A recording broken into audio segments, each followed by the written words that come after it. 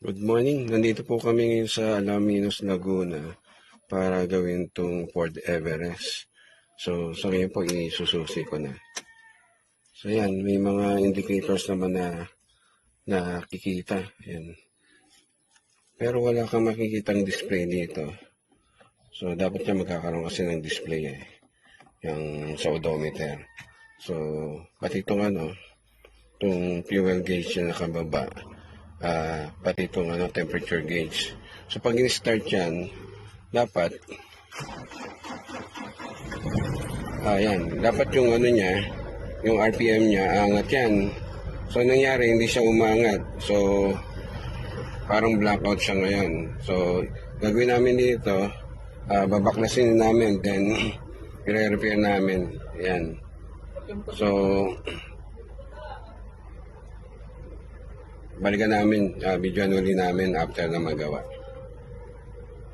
So, ito na po ngayon yung unit after naming magawa siya.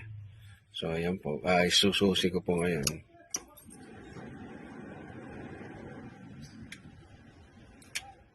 Ayan po. Ayan, makikita nyo po ngayon.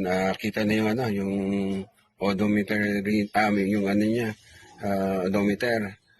Nasa 137,557. Actually, naitak muna namin to kanina para matest namin kung gumagalaw yung kanyang speedometer.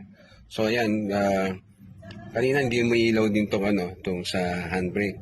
So, pinunta na namin yung bulb, then yung backlight niya, inano na rin namin, ginawa namin LED, pati yung kanyang signal light. Yan, LED na yan. So, lahat ng mga bulb na na pundido, ginawa na rin namin. E makikita nyo ngayon dito, yung fuel gauge niya, nakaangat na siya sa kalahati. Then yung temperature niya, nakaangat na rin. Kasi tinakbo na namin to, medyo matagal kasi kaninang umangat yung temperature. So, tinakbo na itong na to para matest siya. So, ngayon i-start ko para makita natin yung RPM. So, yan yung yung RPM niya. Since na-test na rin naman namin to kanina, gumagana naman to, responsive naman siya. Yan. Pag inaangat yung accelerator, yan, nagre-respond naman siya. So yan, gumagana naman lahat.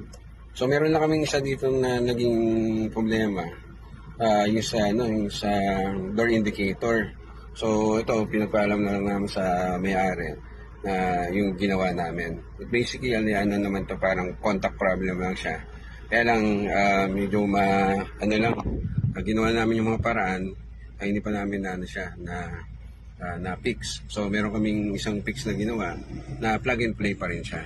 So yan, everything's working na yung yung gauge. Yan. Tested naman to, dinaan na rin namin to sa rough road, sa humps. Yan. Magana siya, hindi naman siya nagloloko. So yung may nasunog kasi ditong na board, so ginawa namin, isinil na namin yun, inayos na namin. At ito naman ay may warranty. In case masira for a certain period, siya, mako-cover pa rin ng namin warranty. So i-repair namin yun without any charge doon sa customer. Ayan. Maraming salamat.